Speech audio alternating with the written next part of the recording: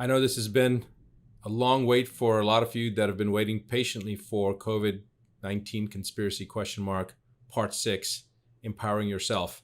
I hope you enjoy this video. We did have to break it up into 4 parts because one, it's kind of long, and also we weren't sure if YouTube and Facebook would censor this. You'll find that there's not much in here that should be censored, but then of course, even our message to the world about holding a place in your heart with love, gratitude, compassion, and asking source energy to help support this evolutionary period for humanity.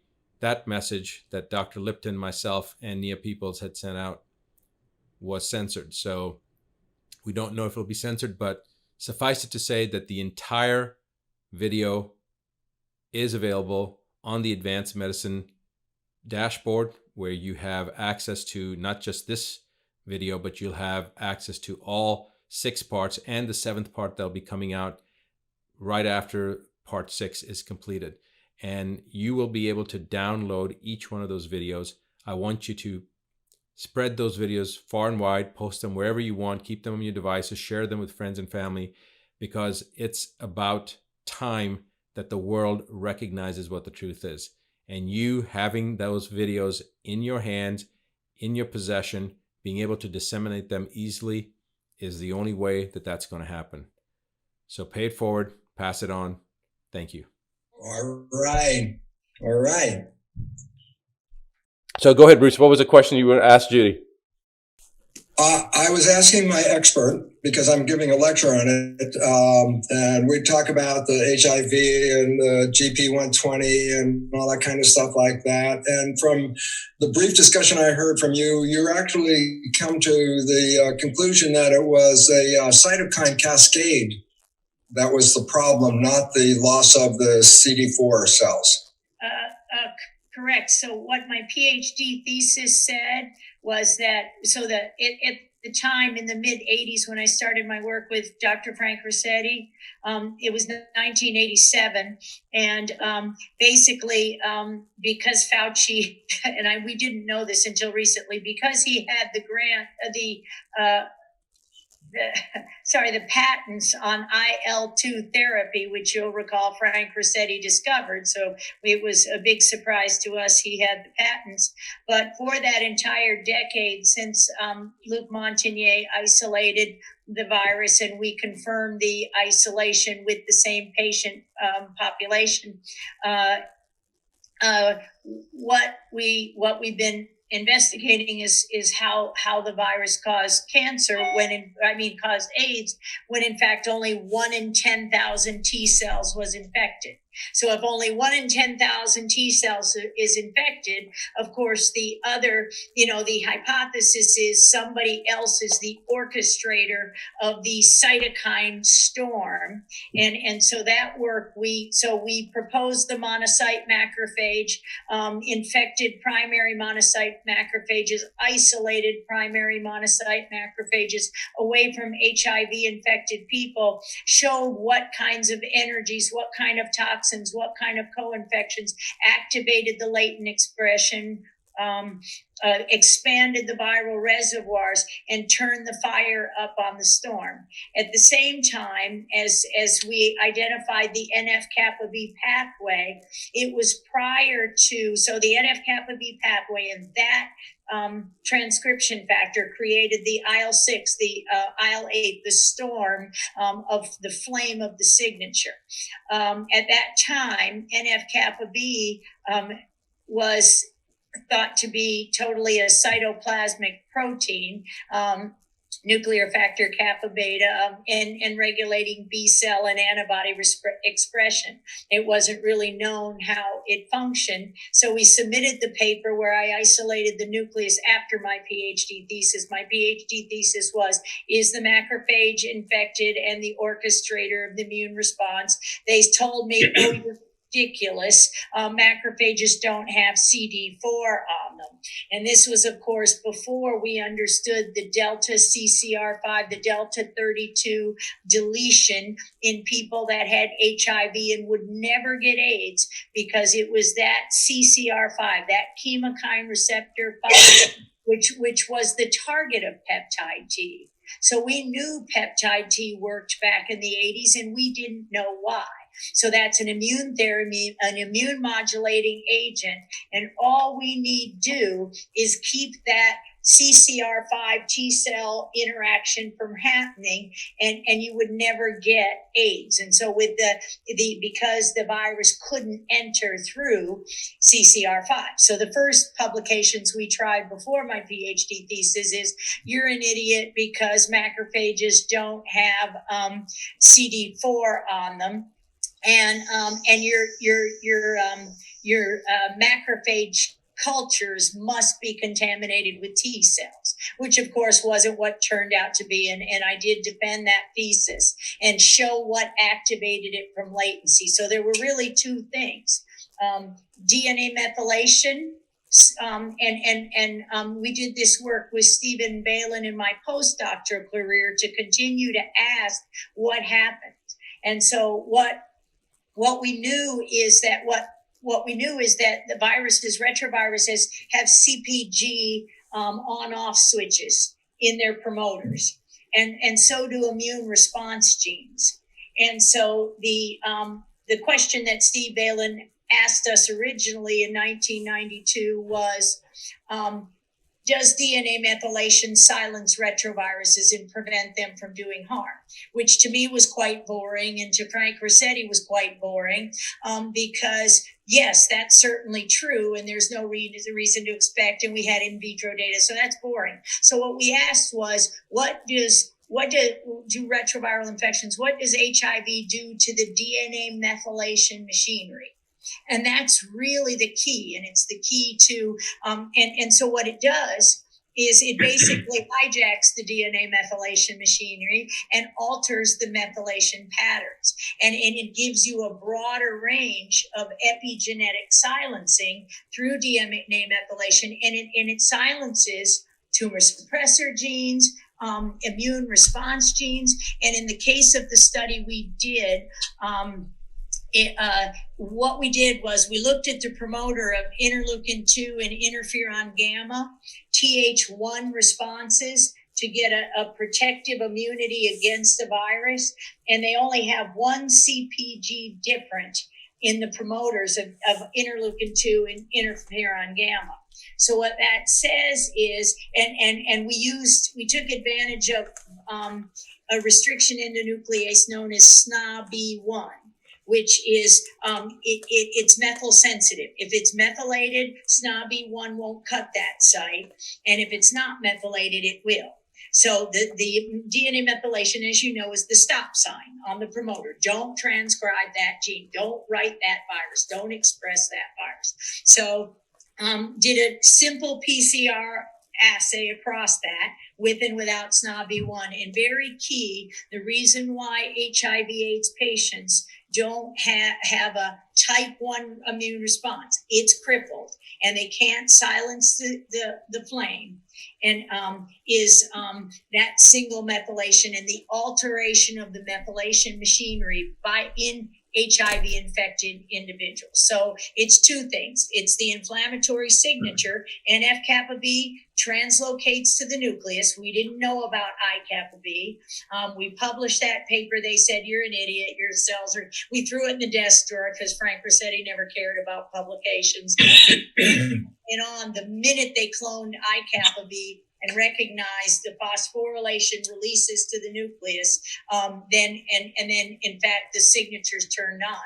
Well, nothing turned the signature off because the virus had at the same time hijacked the type 1 interferon, the off cells. And it's very important with respect to COVID-19, a paper that just came out with TGF-beta, Frank's other expertise as a regulator that, let's just call it a master regulator, bifunctional regulator of the hematopoietic stem cell.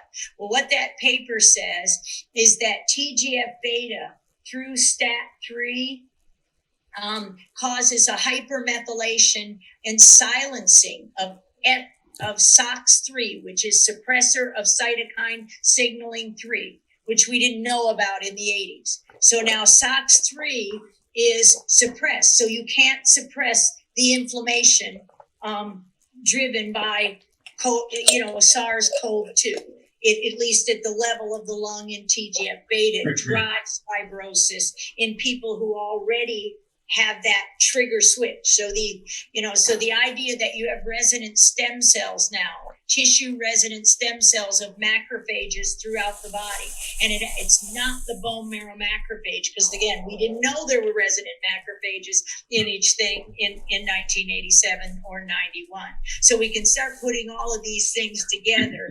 And with respect to HIV, yes, the infection alone, we did further work on that DNA methylation alone to show you didn't need infectious virus. You don't need GP120. You don't need the envelope. All you need is RNA or DNA to stop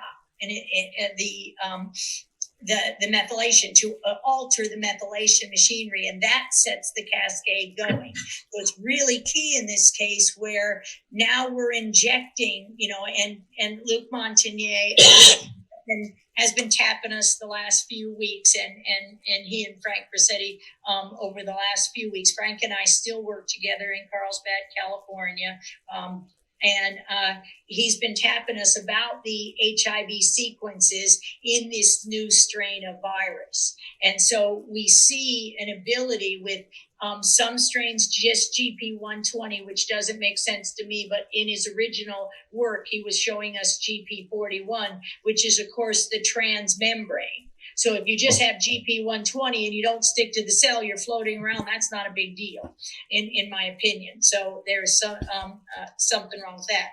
So at any rate, what we see with SARS-CoV-2 is an expanded host range, because, you've got the spike protein and you infect the epithelial cells, fine. But why are we seeing coagulopathies? Why are we seeing other things that look like HIV or retrovirus, psychoses, and things like that? Coronaviruses don't infect the brain. Well, they don't, unless you've taken them through a chimeric process and manipulated them and altered them and adjusted them from their natural wild type morphological status. So correct, yeah. Which is clearly why Luke agrees with us in all of this, right. All of this stuff. So does that more or less answer the question? I guess because when I'm teaching, I talk about 5 immunopathologies, and immunodeficiency, of course, is one. But now it seems like I should put HIV into a control mechanism dysfunction and not an immune deficiency. Does that make sense? Yeah, in both it fits. So it fits in both categories. In both categories, almost. And I do something, and I can share with Rashid the PowerPoints and our papers that matter with respect to the XMRVs and the HIVs as well, because it's really key in all of this. And even a couple of papers that I think I've already shared with him, but I'll do it again. On just the whole idea of naked DNA, naked RNA, protein, the amount of danger-associated molecular patterns that we're injecting, and altering DNA methylation machinery, because you use the substrate. You pull the substrate off your islands in your in the rest of your genome. So all the knots on a string the express genes are heavily methylated, and we have huge islands, CPG islands, and they're heavily methylated. But what's happening, because of all we're injecting that are naked CPGs, that's a danger associated molecular pattern. So we're crippling the immune system, and it drives the disease engine, reactive oxygen, nitrogen, the cytokine storm, everything that hits you, and that's how HIV can be driving this, because we now appreciate in many, many, many of the cases of HIV, the infection wasn't from without, it's from within. I appreciate your insight, because it's going to redirect my lecture. And so I really want to be on board with the right story for today. So thank you for spending your time to let me get more information on that. Thank you. Yeah. You're welcome. No worries. So what I'd like to do is we're going to have two different audiences here. And I think it's important that we make sure that we cater to both of them. One is going to be the professional, medical, scientific community.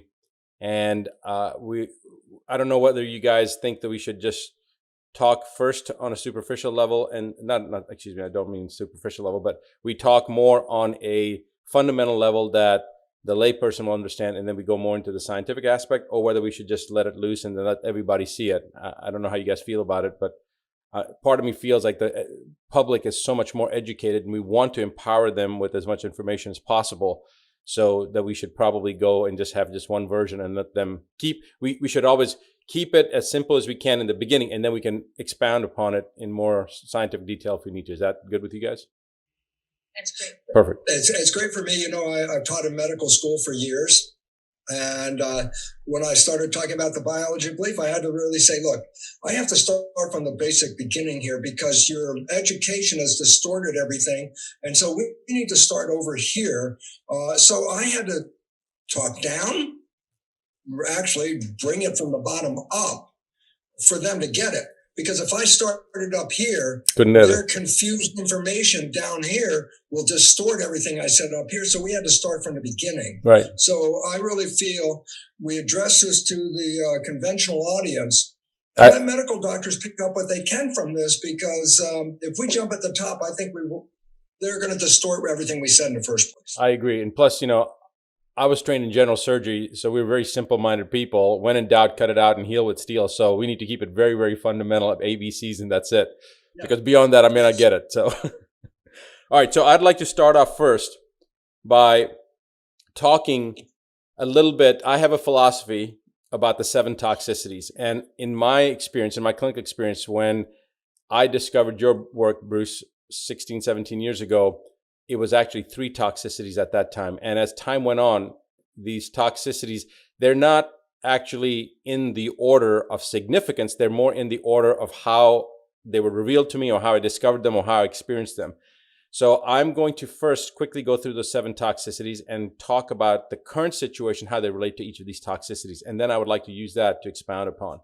So in the 7 toxicity philosophy, basically the common theme in when dealing with these 7 toxicities is that all these toxicities lead to one common etiological component that causes all disease, all pathology, and that's oxidative stress.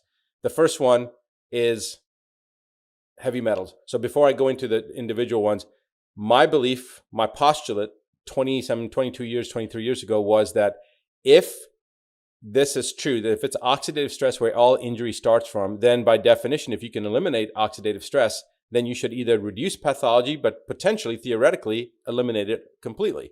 So that's the postulate I began with. And now I can say 2 decades later that without any doubt, that if you can effectively detoxify the body of these 7 toxicities, and the key operative word here is effectively, if you can effectively detoxify the body of these 7 toxicities, by definition, chronic disease cannot exist. Cancer, heart disease, diabetes, arthritis, whatever it is, they cannot exist. So what's the first toxicity? Heavy metals.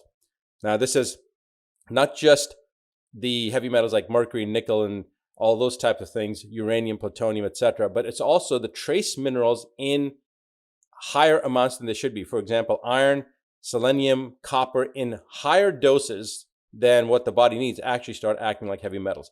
So that's the first toxicity. The second one is the persistent organic pollutants. The persistent organic pollutants, also known as POPs, include the organophosphates, the fluorinated hydrocarbons, the insecticides, pesticides, all the different chemicals, etc., etc. Now, when you start looking at those first 2 toxicities, looking at the current pandemic state, or what they're calling the pandemic state, there is a very significant foundation that has been put in the global society to increase the level of toxicity, from chemtrails to where everything started in Wuhan. It was all the outgassing from the incinerator burn-off, and it had been so significant that it garnered CNN and BBC in 2016, 2017 to cover the level of toxicity that the people in Wuhan were dealing with. And it's interesting that in the COVID-19 conspiracy question mark videos that I put out, The first one was facts versus fiction. The second one was toxicity ignored. So when we go into this component, now we're looking at the toxicity that has been impregnated into the society, into the global society, almost like a setup, almost like a foundation, like plowing the field and preparing the body to be more susceptible to what's coming. The third toxicity is opportunistics, the bacteria, viruses, spirochetes, mycoplasma, yeast, parasites, et cetera, et cetera. I don't think we need to say much about that. That's where the COVID-19 fits into that picture. The fourth toxicity is the energetics. Ambient cell phone radiation, electromagnetic radiation, radio frequency, electromagnetic fields that are being created, et cetera, et cetera. And that brings in the whole topic of 5G, which is amazing to me. Yeah, I just said it, right? So we're going to have to make sure that we maybe highlight it or bleep it out or something. But what's interesting to me is that if the 2,000 studies that have been put out just regarding that one component weren't relevant, then why is it such a huge issue that all the major channels, Facebook, YouTube, Google, everybody's censoring it? I mean, if it really was a conspiracy theory, and it's funny how we use the word conspiracy now, right? Conspiracy theory means something that is conspiratorial, and that's exactly what this is. But they're trying to, it's almost like how mainstream medicine uses evidence-based. They do everything evidence-based, and it's anything but evidence-based, so they try to hijack the terminology and try to take advantage of it, our terminology. So anyway, that's the fourth one, energetics. Fifth one is the emotional psychological one. Now, if there was one that was more important than any of them, it would be the fifth one. We know this, how important this is in cancer. It's a belief system. I know, Bruce, you are the expert. I learned everything about that aspect from you. I'd say 90% of it. The rest of it was from people like, Andrew Carnegie, Napoleon Hill, and Maxwell Maltz. But you really put it into picture, into frame of reference from a medical scientific standpoint. But what I find interesting now is currently what's going on with this COVID-19. They are really hitting that one the most significantly out of all the 7 toxicities with the fear aspect, the 6 feet social isolation, masks on your face, staying home, blah, blah, blah. The sixth one is foods, not what we're eating, but what we do to our foods, the homogenization, pasteurization, irradiation, genetic modification. So how is that applicable to the current situation? Well, they've been prepping us on that as well with all the genetically modified foods, the glyphosates in our food system, and over the years. So toxicity 1, heavy metals, toxicity 2, persistent organic pollutants, and toxicity 6, what we do to our foods, have been something that's a long-range plan, I believe. And then the last one is spiritual toxicity. And that's the one that I think that they're trying to affect us. And Bruce, I'm happy to tell you, we've got over 100,000 views. It was released this morning, 8 o'clock, the video that you and I and Nia did. Other people have made their own versions of it and put it out there. And so it's just starting. And this is what I wanted. I want to have some momentum before we get into the Saturday night, Sunday time frame, which is the most critical time frame. So this is the 7 toxicities that we're talking about. They've hit 6 out of the 7, trying to take the general mindset and population, the global population, making them weaker, making them more susceptible. And so I'd like to use that as a theme as we go forward to start talking about how we can impart knowledge and empower the individual, each separate individual out there, no matter where they are on the planet, and help them to negate some of these things that have been orchestrated to try to prevent us from staying healthy. So from that standpoint, from a clinical standpoint, obviously exercise, obviously eating healthy, obviously getting rest, adequate hydration, washing your hands. My kids say, Dad, what's the difference between this and what we've been doing for 20 years? We don't wear shoes in the house, basic things like that. So that's something that people should know. I'm going to talk about more of the clinical aspect after Judy. You and Bruce, you go into more details from your perspective. So Judy, let's start from the mask aspect, if that's okay. Let's just talk about some specific things that we're being told to do right now and how detrimental they are, actually, how counterproductive and contrary they are to maintaining health. So can we start with that? So this is an Anustat is a natural product drug that we've been developing in consultation with somebody since 2005. So forget the title, but in cancer, but I told her to change everything to COVID. So what I heard you just say in all of those things you said, the microbial switch and the various triggers, right? There is ROS and reactive nitrogen species. There's a typo there. But that's the idea. You create this disease engine, starting with oxidative stress, and then microbial infection if it is an infection, but also injection, and then leading to inflammation. And chronic inflammation is, of course, the killer as you drive the tissue pathogenesis of the host. So to get to the mask, where that matters, number one, and I know Bruce will address the mask from the standpoint of the fear, but from the immune suppressive parts that you just talked about, that he just talked about, that you're actually activating your endogenous microbes. So you're activating the expression of other RNA viruses, other microbes that in fact impart themselves on the disease engine, and cause the problem in the disease engine and drive that. And I'm also going to show that from the standpoint of another paper I tend to carry around with me. Let's see if I can find it. Judy, while you're finding that paper, let me just ask you this, and actually it's a rhetorical question, but I'm going to ask it because it's, the fundamental aspect. We are beings that need oxygen, and Correct. Plants are beings that use carbon dioxide. And if we are Correct. restraining with the airway restriction, then of course we're getting less oxygen. We're actually stressing our system because we now have to suck the oxygen out of the air through this filter. And we're creating all this other stressors, the psychological stress of oh, I got to have my mask. And so anyway, I just wanted to kind of open that can of worms up a little bit. And that's exactly what I'm saying. So all of those stressors are actually extremely immune suppressive. And we're not, as you said, meant to breathe carbon, our own dirty carbon dioxide waste. We're intended to breathe oxygen. So as we've seen, so this is the paper that I'm showing you now. So this paper is called War and Peace Between Microbes, and it's from 2010, I believe, by our colleagues in the National Cancer Institute in drug development, and the first author is Andrea Lisco there. And so what that shows you is how, in this picture here, and it's with HIV. So here are normally symbiotic viruses in the cell. This is figure 1 from that paper. And as you said, when you stress the system, you activate, you've got oxidative stress because you're not inhaling pure air. That by definition is oxidative stress number 1 in your injury thing. And so then you stimulate the expression of what would be considered symbiotic viruses.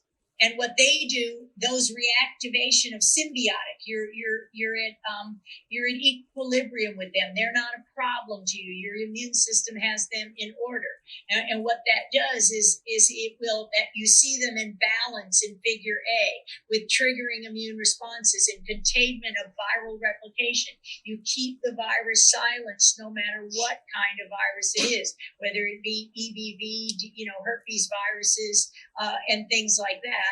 And then in figure 2, you can see with respect to HIV, and for your class, I'll make sure you get this, Bruce, you can see the downregulation of antigen presentation, the downregulation, the abnormal production of chemokines, the transactivation by transcription factors, as we just discussed, making more and more, HTLV1, HSV2, HHV6, things that we know have been associated with these chronic AIDS-like immune deficiencies from the disease engine. So the mask is just one of the worst things you can do, because we all have those symbiotic viruses. So we immune suppress through, 5th and 7th of your toxicities. And then we create that disease engine, because that microbial switch doesn't have to come from without, it comes from within.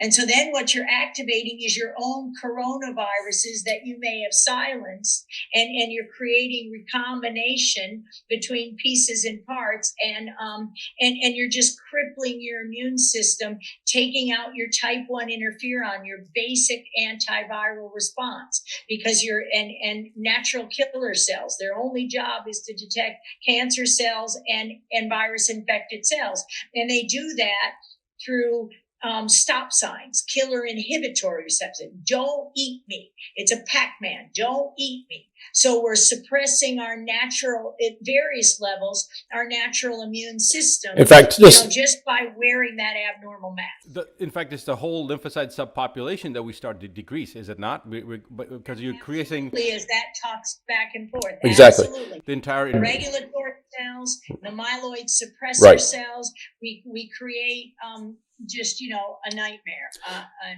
And now that you brought that up, I feel like this is a basketball team, like a perfectly tuned basketball team, because I think that I threw you the ball and now you've alley-ooped it, and now Bruce is going to slam it through the hoop, because now that brings up the whole aspect of exosomes, because you're talking about these things that are within ourselves. So now, Bruce, how would you say, when you look at the exosome theory and then you look at the viral theory and you look at Steiner's work, and Steiner showed that it's actually the release of viral load.